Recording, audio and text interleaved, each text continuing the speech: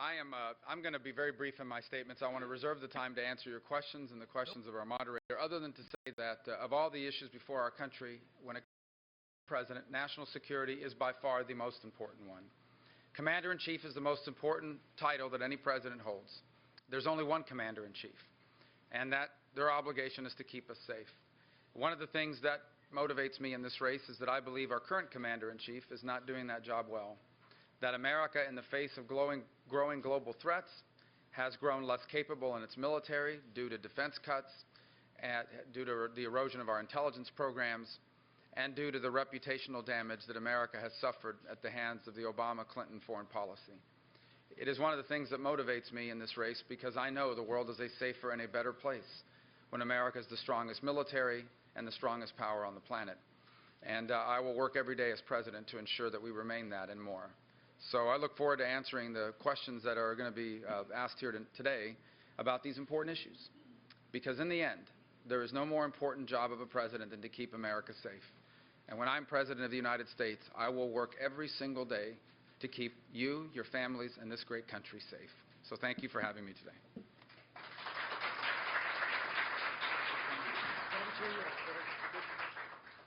Hey guys, I'm Paul Steinhauser. I'm the moderator today. I'm the political director and an anchor at NH1 News, WBIN TV, and somebody who's questioned Marco Rubio, Senator Rubio, a lot on the campaign trail. We are the media partner for APPS and for this great series, and we've been excited to do this. It has been a terrific series. This has got to be probably the largest crowd, though, to date. So it's exciting. We're less than 3 weeks away from the primary. And if you need any more another example of how important these issues are, take a look at the latest polling here in New Hampshire that just came out this week. Among Republican primary voters, those likely to vote, the #1 issue, foreign policy, national security, battling terrorism, by far. And that's why these forums are so important. Just one other note, this is being live streamed right now on our website, nh1.com, and this whole forum will be broadcast on WBIN TV at 1 o'clock this afternoon. So let me get that paperwork out of the way, and let's jump right into it.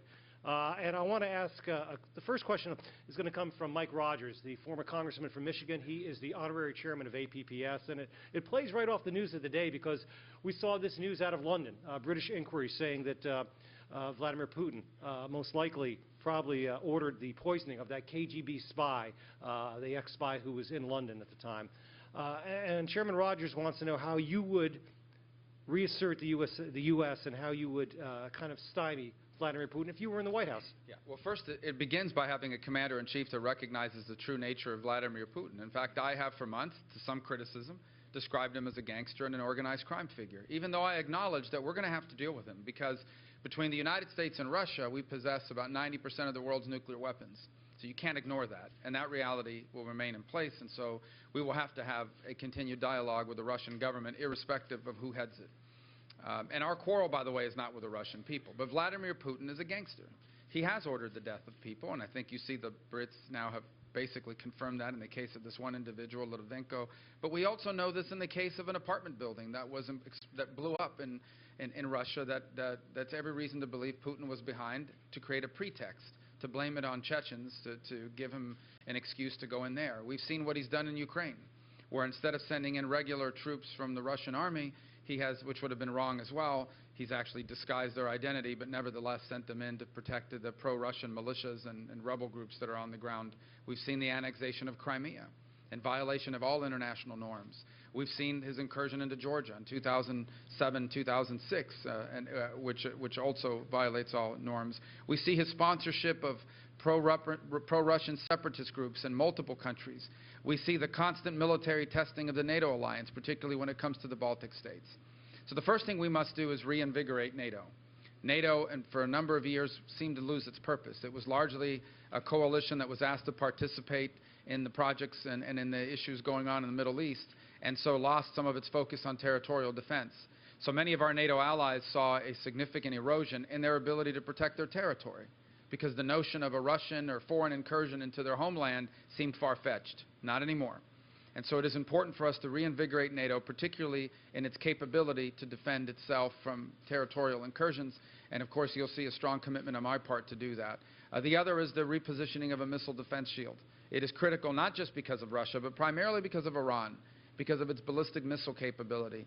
And we've got to be able to protect both the mainland of the United States, but also help our allies in Europe protect themselves from any sort of strike coming out of the Middle East, especially from that one coming out from Iran.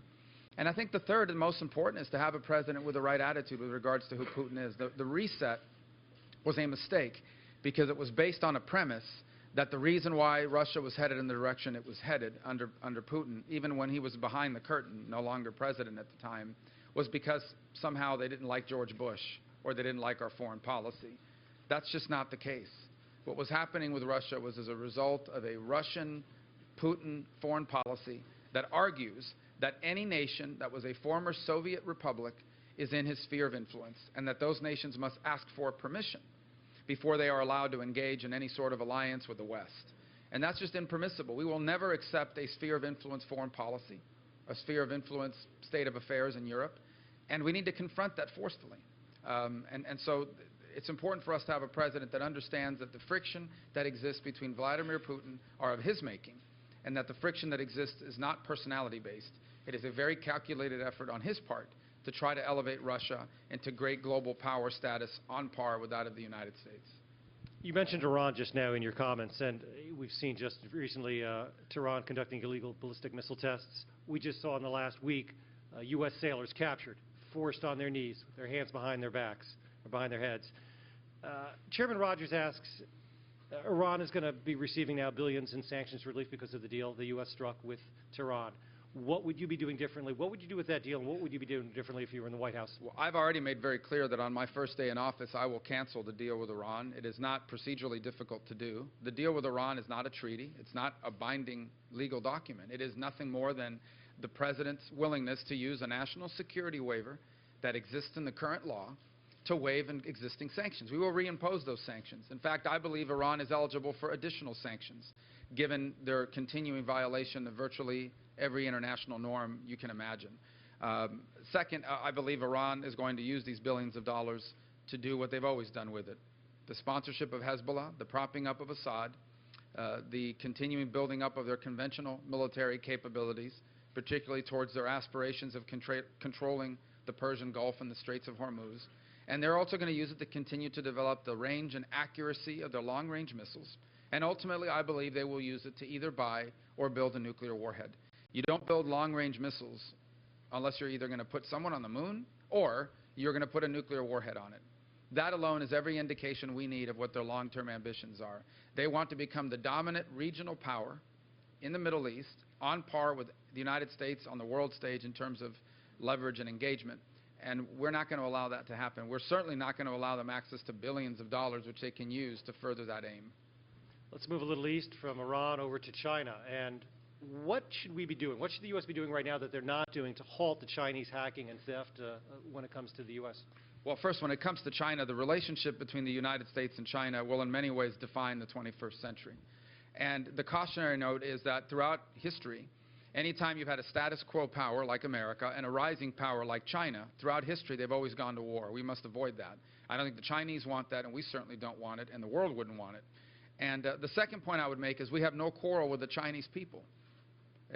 The problem in China is you have a government more interested in the long-term stability of the Chinese Communist Party than they are of China itself. And that's why they're facing some very significant domestic challenges in terms of their economy.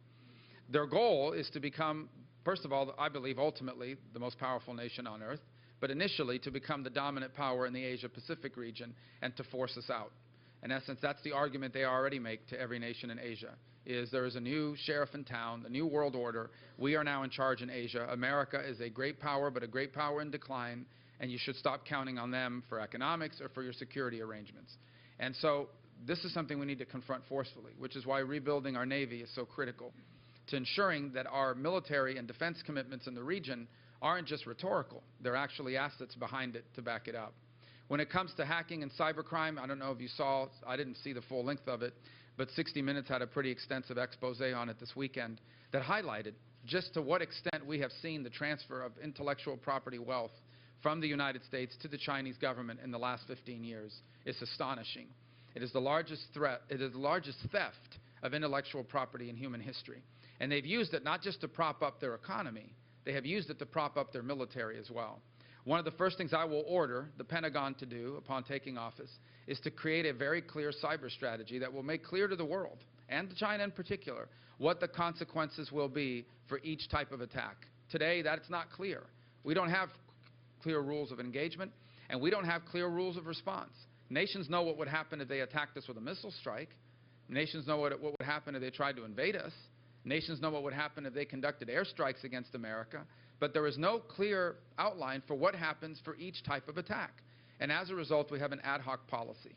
We will make very clear what those responses will be. And among them will include the indictment of specific individuals in China responsible for this, the denying access to our markets to any companies in China who are caught using reverse engineered American information. And it will also involve the use of offensive cyber capabilities as a direct deterrent to future attacks on our infrastructure.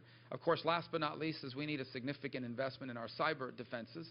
We need to stay ahead of the curve. We don't just need to have the best offensive cyber capability on the planet, but we need to have the best defensive cyber capability. And I think that will take a true partnership between the U.S. government and Silicon Valley, the way the U.S. government worked with manufacturers during the Second World War to turn our industrial capability into the ability to build tanks and airplanes. I think we very much need to partner with the best high-tech industry in the world to create the strongest cyber defenses possible for this country, not just to protect our government infrastructure, but to protect the private infrastructure and the private intellectual property in our country as well. Well, let me just kind of segue right over that, because we have a question here from Dan Holden in Amherst. And what is the role of the federal government in securing the critical infrastructure that is privately controlled right now? Well, it's an important role because it is a national security issue. If an enemy of the United States, whether it's a transnational criminal group, a rogue state, radical jihadist group, or a nation state, were able to attack and knock out our power grid, for example, that to me is not simply an act of war, it's a devastating act, and so one that we need to harden our infrastructure against. And so I would say that our role in hardening our infrastructure in this country is no different than our role would be in protecting our borders or in ensuring that we can defend our airspace from any sort of unauthorized intrusion. So, and by the way, it's not just hardening it against cyber attack, it's hardening it against electromagnetic attack and all sorts of other potentially devastating attacks who seem far-fetched and in the world of science fiction, but the truth is these are existing threats that are real. And by the way, an electromagnetic attack or an electromagnetic instance doesn't just have to be from an enemy. It could happen from a solar flare. So we have a vested interest no matter what in hardening our infrastructure, our critical infrastructure in this country. But I think the federal government plays an important role in the basic research necessary to develop the sort of defensive tools we'll need to protect all of our infrastructure, our banking sector, our utility grid, even our traffic lights. I mean, everything. It's really important. Our air traffic control system.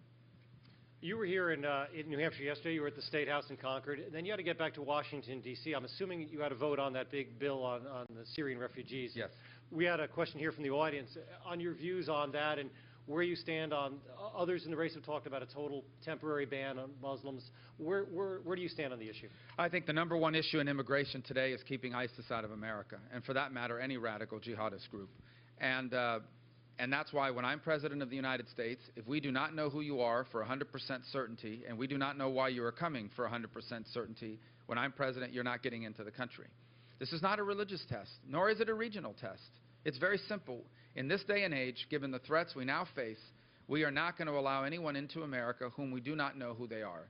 And now, in the realm of the Syrian refugees, it's important to note it is not that we are anti-refugee. This nation has always accepted refugees, and by the way, will continue to accept refugees from all over the world. The issue specifically with Syrians, however, is there are no accurate databases available for vetting people against. You could run these names against whatever database we have 1,000,000 times, and even if they were a terrorist, they wouldn't turn up. Because there are no databases for terrorists in Syria right now, because perhaps they're recently radicalized. Whatever it may be, we face a very significant threat. We cannot ignore the fact that ISIS has proven to have a sophisticated understanding of the immigration policies of other countries. It is how they have recruited people to go back into Europe. It's how they potentially recruited people to enter the United States. It's how someone entered the United States on a fiancé visa and passed vetting and background. Of course, that background was not conducted appropriately, and as a result, this individual was able to enter the United States and ultimately participate in the attacks in San Bernardino. So, yes, our policies towards refugees has changed because the world has changed, because the threat has changed. And it's not a religious test. I don't believe in religious tests. It is a simple national security test. If we don't know who you are and we don't know why you're coming, when I'm president, you're not getting into America.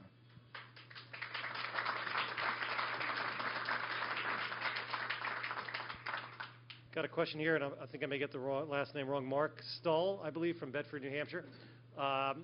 The Army is being reduced to just 400,000 personnel, full-time personnel. At the same time, the DoD civilian employment is over 800,000 and growing.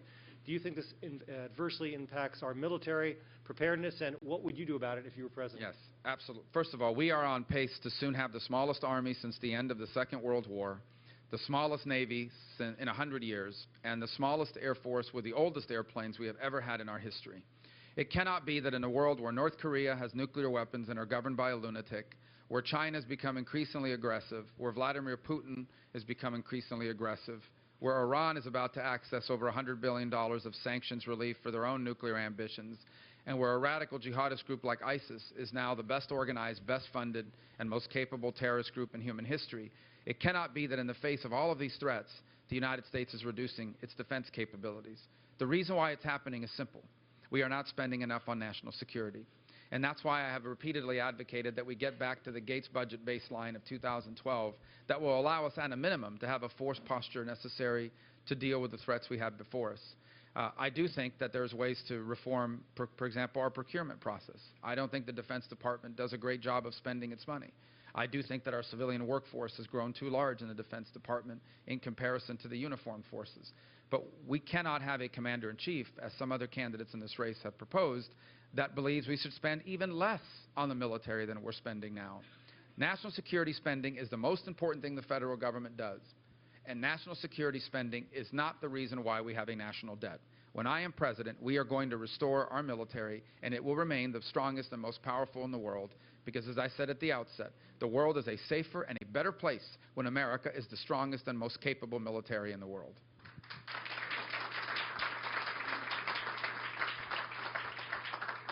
Well, related to that is a question that asks, how can you be fiscally conservative and spend this money for the military? How do you balance it? Well, first of all, it's the first thing we should spend money on. That would be like asking the New England Patriots, why are you spending all this money on players and helmets? Why don't you spend it on bleachers and concession stands? You're a Dolphins fan? Yeah. Any NFL team, for that matter. All right. I'm being regional with you guys, yeah. All right.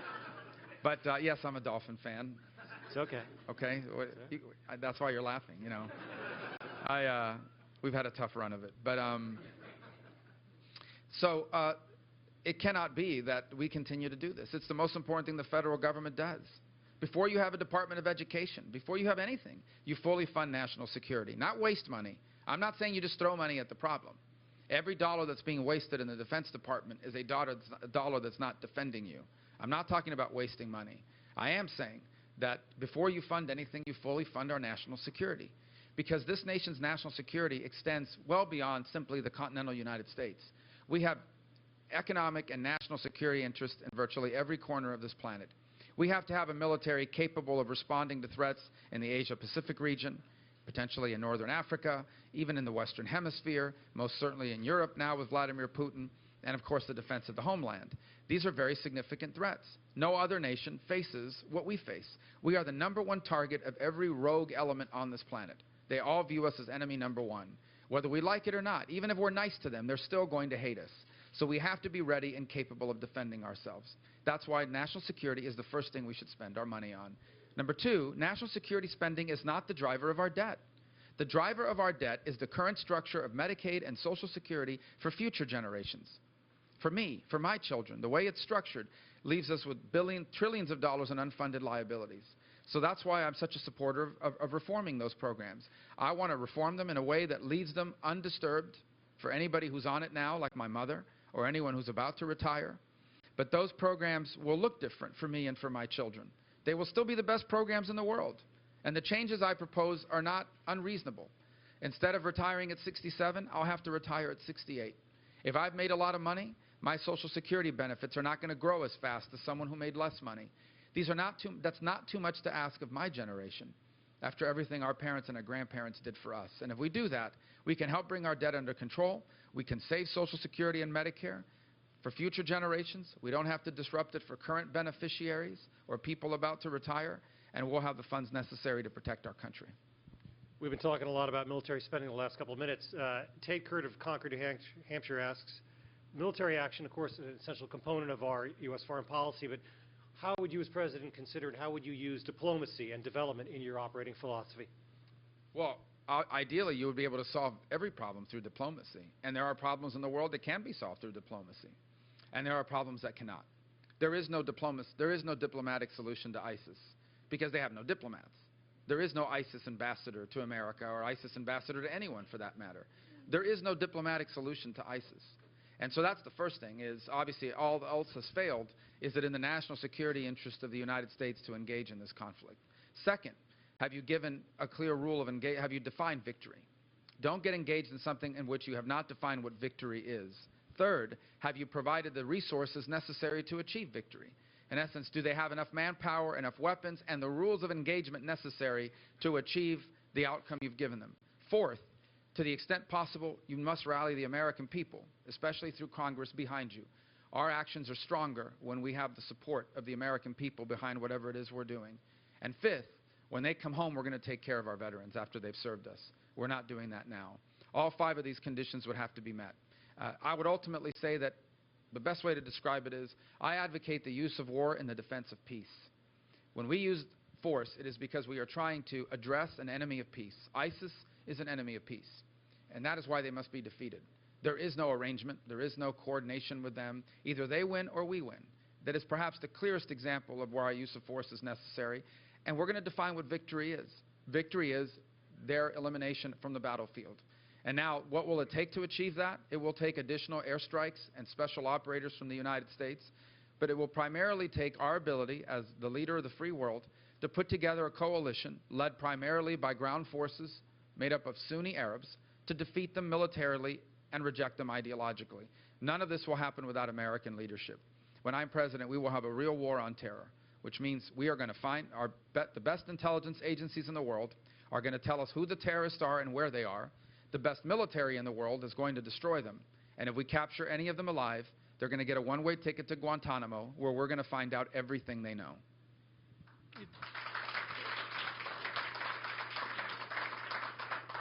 Well, you just mentioned Guantanamo Bay, so let me ask this question. The current president, obviously President Obama, has tried for years to close the facility.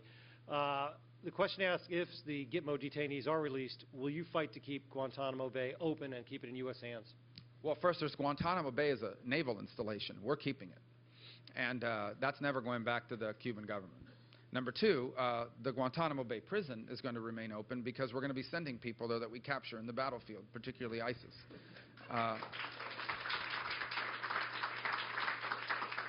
Barack Obama can't close it because Congress won't let him close it, but he's emptying it. And the bottom line is that a significant percentage of the people released from Guantanamo have rejoined the fight against America. We are either in a war or we are not. I believe we are in a war. This president doesn't want to couch it in those terms. We are in a war against radical Islamic terror.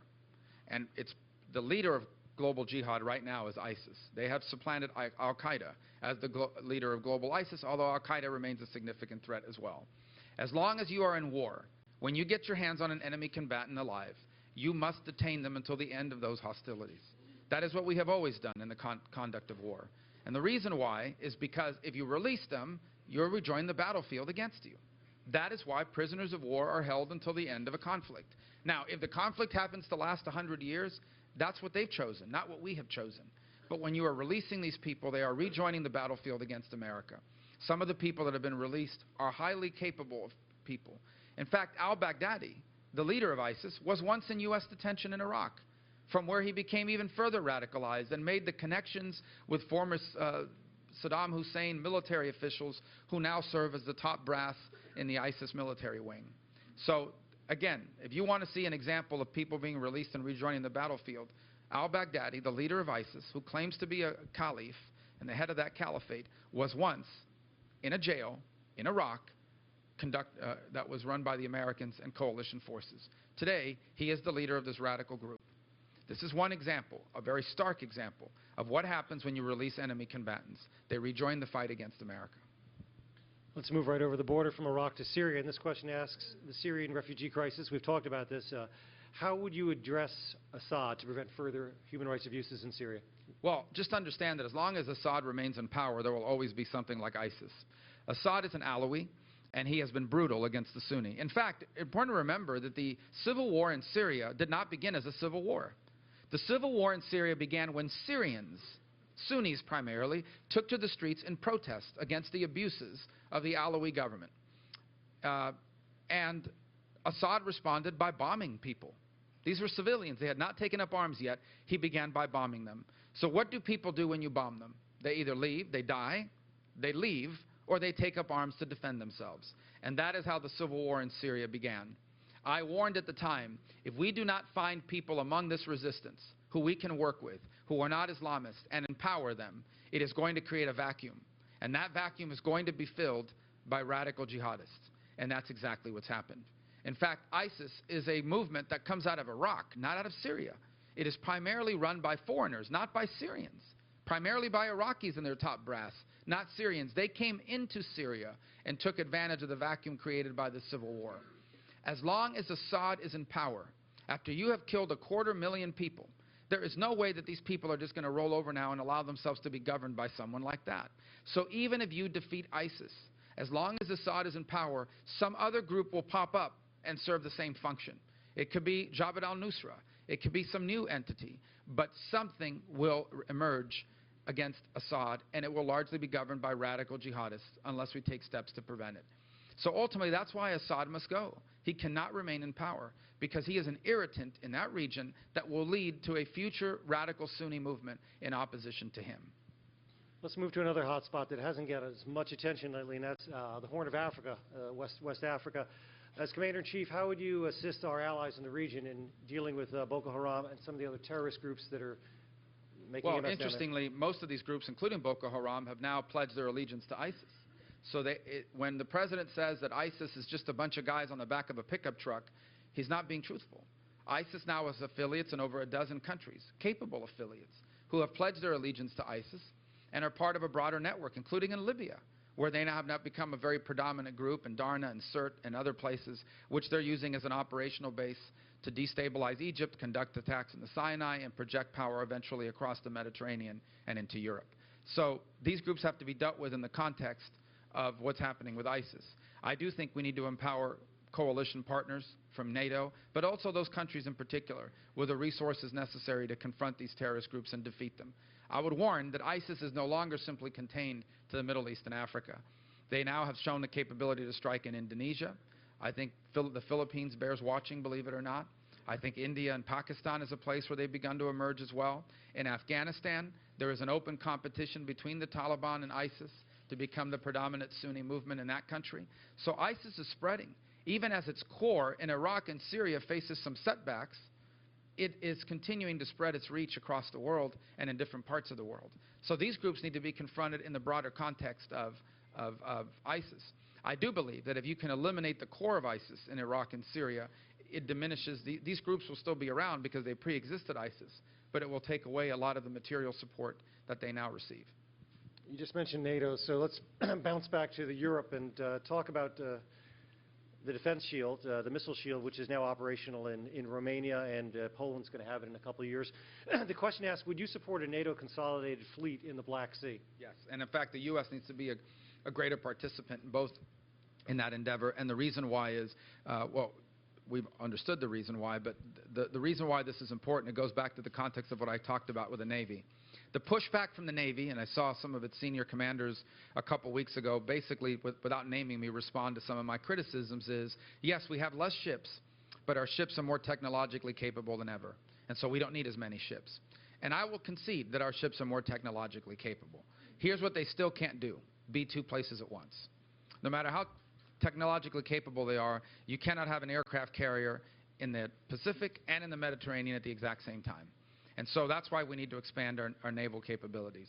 And so that includes the ability to project power into the Black Sea, into the Mediterranean, into Asia. We still have a significant presence necessary in the Western Hemisphere, particularly for drug interdiction, and of course in the Pacific area to live up to our defense commitments. I do think it's promising, for example, in the Asia-Pacific region, that Japan has taken steps, politically difficult steps, to allow them to provide common defense, which means up to now, Japan is only able to respond if they are directly attacked.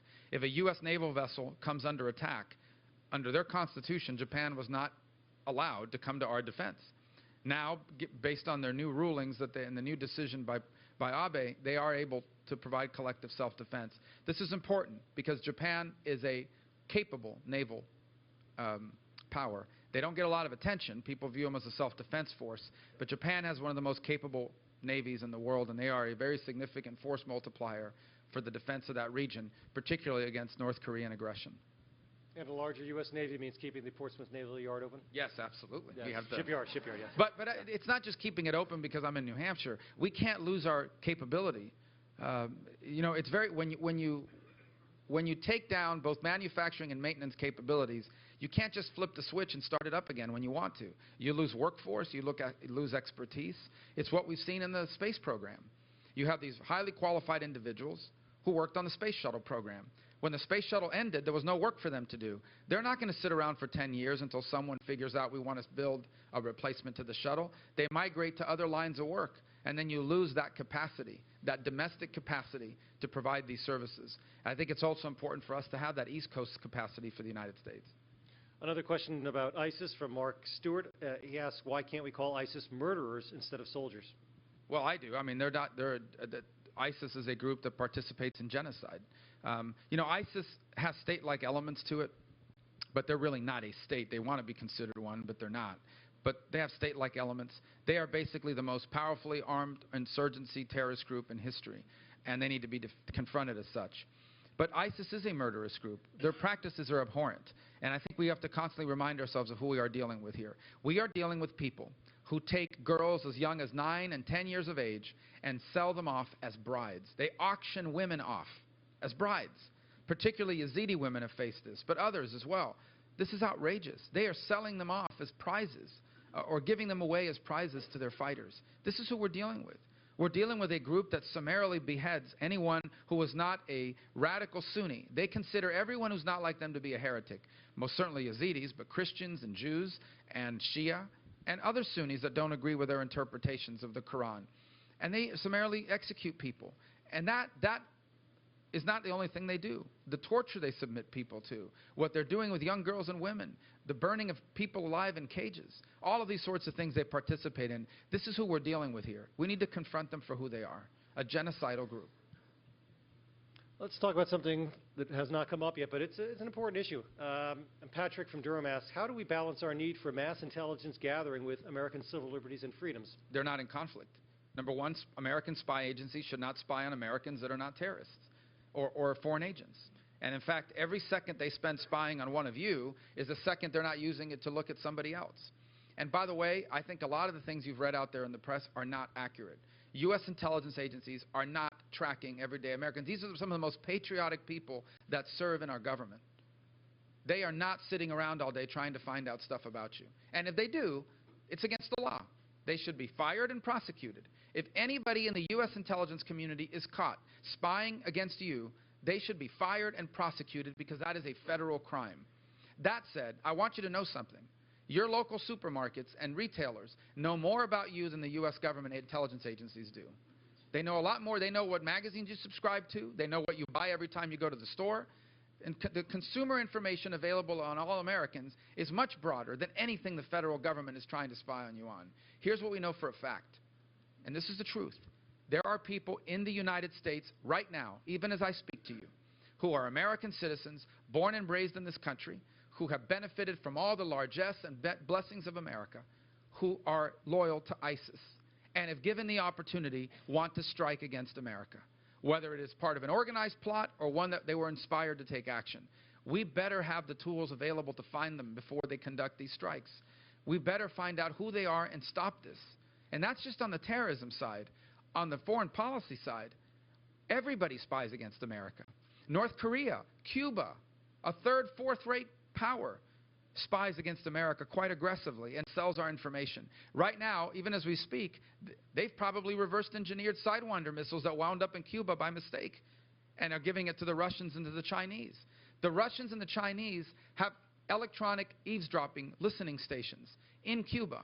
The Russians are in a city called Lourdes. The Chinese are in a city called Bejucal. And these are listening stations that they use to spy on NASA, Southern Command, Central Command, Special Operation Command that are all headquartered in Florida.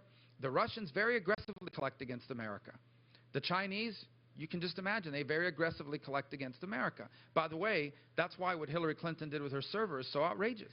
She must have known that that was very vulnerable to foreign defense services. So we cannot erode our intelligence capabilities because someone's making outrageous claims out there. It is against the law to spy against Americans if they're not terrorists. But I am telling you, when I am President of the United States, whether you were born in this country or not, if you are loyal to ISIS, we are going to find out about you. And we're going to find out who you are and where you are before you kill an American. Before you're the guy in Philadelphia who fired 3 shots into a police car 2 weeks ago because he was inspired by ISIS to do it. Before you conduct an attack in San Bernardino. We won't be able to prevent all of them. And I'm not claiming that these 2 attacks could have been prevented by intelligence information, because homegrown violent extremists are the hardest type of extremists to find. I am saying to you that if there is a tool out there that would help us prevent terrorist attacks, we can use it without violating the civil liberties of Americans. And when I'm president, we will.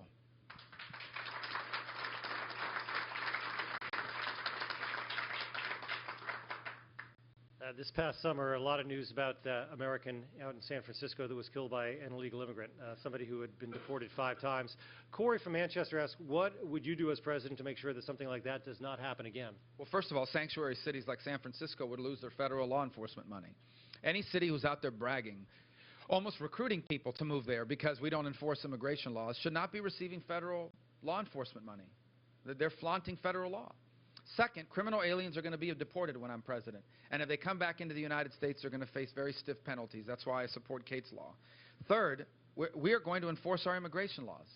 And we know what it takes to enforce our immigration laws. People act like this is some great mystery. The other argument I hear is, oh, it's already as secure as it's ever going to be. That is a lie. That is not true. Okay? We need at least 20,000 new border agents if we truly want to enforce our immigration laws. We need to finish the 700 miles of fencing and walls that are required. We need more technology on key sectors of the southern border where not only are people being trafficked, but drugs like heroin are being trafficked, often destined for right here in New Hampshire. We also need a mandatory E-Verify system to shut off the job magnet that's driving people to the United States. We need a biometric entry-exit tracking system to prevent visa overstays. 40% of the illegal immigrants in America entered legally and overstayed a visa. We do these things, you will see illegal immigration plummet. And then when people that are here illegally, we're going to deal with that very reasonably, but we're not going to have amnesty. I do not support amnesty, and I never have. I believe that there has to be very significant consequences for having violated our immigration laws. And in particular, if you are a criminal alien, you will be deported from the United States when I'm president, not hanging around in San Francisco waiting to murder someone like what we saw happen just a year ago. Let's switch gears here. If elected president, how would you deal with the transatlantic relationship? Would you end the pivot to Asia? Would you put more emphasis back on Europe? No, I think, again, that's why America's America. We can't make those kinds of choices. We've got to be in both. We have to be able to do both. And we've always done both. But today, the threats are different, and we've got to be able to do both. First of all, the pivot to Asia is a rhetorical pivot. The reality of it is that there are months out of the year where there is no aircraft carrier in the Pacific area from the United States. That's why we need to rebuild our military. So our pivot cannot simply be a rhetorical pivot. It has to be a military pivot, a diplomatic pivot, and an economic pivot as well, because we are a Pacific power. The Pacific is not some faraway area that we want to be involved in. We are in the Pacific. We face the Pacific. We have a state in the Pacific, and we have very strong and important economic and military alliances in the Pacific. South Korea, the Philippines, Japan, Australia, New Zealand. These are important American allies in the region for whom we have a strong partnership with. So we have to be able to do that without abandoning our transatlantic relationship in Europe. And the transatlantic relationship is critical, especially in light of the increased Russian aggression that we now see. We will never accept, when I am president, any sort of arrangement in which Vladimir Putin is allowed to have spheres of influence that he governs. We will never accept the idea that because you were once a former Soviet republic, or for that matter, a former Warsaw Pact member, that somehow you have to ask Russia's permission before you do a trade deal with us, or before you join NATO, or before you do joint exercises with the U.S. military. So the bottom line is, one of the reasons why we need to rebuild our military is because we can't choose between the Atlantic and the Pacific. We have to do both. Related to that, question here about the South China Sea. Would you send the U.S. Pacific Fleet in there? Absolutely. These are international waters, and the territorial claims that China are making in the South China Sea are illegitimate. And we will sail the U.S. Navy and fly our airplanes through there consistently. We will keep the shipping lanes open. The South China Sea is not some obscure body of water. The South China Sea is the most important shipping lane in the world. 40% of global commerce goes through the South China Sea. It is very likely that there are things in this room that were shipped here through the South China Sea. And the idea that China, by artificially building islands and then claiming the territorial waters around them, could end up creating governance of the South China Sea is simply unacceptable. And so we need to never allow that to be established as a fact, which is what they're trying to do. They're basically trying to establish it as a fact to the point where no one contests it. In essence, it is what it is. We have to accept it. We will never accept it when I'm president. We will sail our merchant ships through there. We will sail our Navy through there. We will fly our airplanes through there. We are never going to agree to the idea that China governs the South China Sea, as they have claimed for a long time now. If you look at a Chinese passport, you will see something called the 9-dash line, which is basically their claims of what they control. It's almost all of Asia. There's no way we're ever going to accept that, ever. We were talking about Guantanamo Bay a few minutes ago. We've seen dramatic changes in our relationship with Cuba over the last year. You're in the White House. It's a year from now. What do you do with that relationship? Well, I have no problem with changing our relationship towards Cuba, but Cuba has to change its relationship towards us. And I would never have signed this deal the president made, and I will reverse key elements of it, and I'll tell you why. Number one, Cuba's not a U.S. ally. They're an anti-American communist dictatorship. So a year ago, this is now public, you've read it in newspapers, a freight forwarder mistakenly sent a Sidewinder missile to Cuba. They didn't call us and say, hey, we've got this thing delivered to us, it belongs to you, we want to send it to you right away. They didn't. They held on to it. Now, we don't know for sure what they did. We can only speculate. But I think it's an educated guess to say they probably took all the data that's on there and all the technology that's on there and gave it right over to the Chinese and to the Russians and to others potentially. Number two, Cuba was caught just 2 years ago helping North Korea evade sanctions. Basically, in a container full of sugar, they buried all kinds of parts for missiles and for MiGs. And nothing happened, by the way. This is in violation of UN sanctions. No big deal. Number three, Cuba today harbors fugitives of American justice. So, for example, Joanne Chesmar is a killer and a murderer who killed a New Jersey state trooper in the 1970s. She went to jail, she escaped, and went to Cuba. She's been living there under the protection of the Cuban government ever since. Number four, Cuba hosts dozens of Medicare fraudsters. Basically, people that took advantage of our generosity and came to the United States. They opened up a fake pharmacy or a fake clinic. They billed Medicare for millions of dollars. They stole your money, and they went back to Cuba and are living high on the hog on your money. Number four. Number five, Cuba hosts these listening stations. Number six, that I told you about, the Chinese and the Russians. Number six, Cuba oppresses its people so badly that today we have a migratory crisis from Cuba that's being underreported. You literally have thousands of Cuban migrants who have gone to Costa Rica and are now working their way up Central America to cross the U.S. border because once they come into the United States, they're legal under the Cuban Adjustment Act. Okay? That is the consequences of having a dictatorship 90 miles from our shores. They continue to send thousands and thousands and thousands of migrants toward the United States as a result of that. So, in the face of all this, this president basically made major concessions towards Cuba. You know what Cuba changed? Nothing. The only thing Cuba did was release 53 political prisoners, of whom the majority have since gone back to jail. So they've done nothing. This is what kind of one-sided deal is this? No wonder why people around the world laugh at Barack Obama.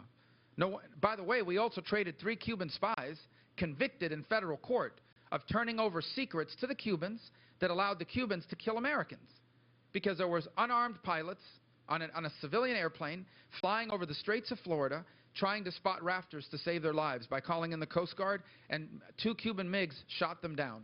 There were American citizens on those planes. Those spies are the ones that provided the information to the Cubans that allowed them to shoot down those planes because they knew when they were going to fly, who was flying, and where they were flying. And we released these people in exchange for an American hostage. Alan Gross was an American hostage. an American who went to Cuba to hand out radios to the small Jewish community that remains there. And they took him to jail, almost killed him in captivity because of how they treated him. So, of course, people are now trying to get a hold of Americans all over the world. They know they can make a trade with Obama on it. So, this is absurd. On the other hand, with Burma, it's not perfect, but with Burma, the United States recognized Burma diplomatically in exchange for changes in Burma. Today, the minority party in Burma now governs the parliament there. At least something happened there. Cuba changed nothing. So this is absurd. These are the kinds of trades that don't just involve Cuba. They send a message to the world that America has a weak president. Let's take advantage of him. And they're taking advantage of us. Other than that, I guess it's fine. I mean, Okay. We've been talking for over half an hour, and we haven't brought up Israel. So I'm glad that Ann from Portsmouth asks, what would you do to address the U.S. Washington's eroding relationship with Israel, with the leadership there in Jerusalem, and what would you do about the Palestinian crisis if you were president? well, first of all, I think my election alone would improve relationships with Israel because that means there's a new president and someone with a strong pro-Israel record. It's interesting when people talk to me about Israel, there's almost this implied idea. Well, let me back up. Barack Obama has undermined our relationship with Israel because he and Hillary Clinton bought into this idea that the way to improve our standing in the Islamic world was to create some separation from Israel. They bought into this notion that the reason why we had such bad relationships with some in the Islamic world is because we were too close to Israel. So let's create some space between us. And you see that in their foreign policy they've conducted. That's very dangerous because Israel is surrounded by enemies on every corner. And any sort of separation between the U.S. and Israel invites aggression against Israel. So the first thing is my election will reverse that sort of attitude. Israel is the only pro-American, free enterprise democracy in the Middle East, and we will be a strong supporter of Israel. In fact, I have already said that my first trip abroad when I am president will be taking Air Force One to Tel Aviv and visiting the leadership in Jerusalem. And by the way, moving the embassy from Tel Aviv to Jerusalem. Israel is the only country in the world who is told what their capital is. The capital of Israel is Jerusalem, and that's where our embassy should be. And that's where I'll be meeting with their leaders on my first foreign trip. Number two, Israel, what does Israel ask of America? They don't ask us to invade any countries. Israel hasn't asked us to station American troops in Israel. All they've asked is, if we get into a war and we run out of weapons, or we run out of bullets, or we run out of rockets, resupply us. We'll pay you for it. When I'm president, we will keep that promise. And the other thing they ask is, in international forums, when nations try to delegitimize us, as the UN does now as a ritual by habit, they've sanctioned Israel more than anyone else, more than North Korea, more than anyone else. They're constantly criticizing Israel. Use your veto power to stop it. When I'm president, we will do that. This president has left that in doubt. The issue of the Palestinians. I don't know of any nation on earth that wants an answer to that more than Israel does. Here's the fact. A deal today is not possible, because there's no one for Israel to negotiate with. Over the last 10 years, Israel has made some very, very generous offers to the Palestinian leadership, and those offers have been rejected. It is very difficult to deal with a group who teaches their children that killing Jews is glorious. It is very difficult to cut a deal with a group that is spreading false rumors about what's happening on the Temple Mount. They're going around basically saying that they're going to tear down the dome, and everyone knows that's not true. And so now you've got people out there stabbing people. Stabbings, and then you've got the Palestinian leadership celebrating these sorts of things. They've got entire monuments built for the martyrs, which really are terrorists that have killed Jews and Israelis throughout the last few years. How are you going to negotiate a deal with people like this? I feel bad for the Palestinian people. They have terrible leadership. These people that are governing there now are not good leaders. They are not good leaders. And as a result, they are destabilizing that part of the world. So at this point, I don't see the conditions for a deal. And pressuring Israel into a deal that makes them less safe is not what an ally does. And I would refer you to a report in the Washington Free Beacon about 2 weeks ago in which one of these emails on Hillary Clinton's server was a suggestion from one of her senior advisors that somehow the U.S. should conduct a covert operation to foment protests in the Palestinian areas, to force Israel to the negotiating table. Now, she didn't respond. All she responded was, please print this for me. If someone who works for me suggested that, I would fire them. I would fire them. When I am president of the United States, we are going to be on Israel's side. They are the only pro-American free enterprise democracy in the Middle East, and we are going to stand firmly on their side when I'm president.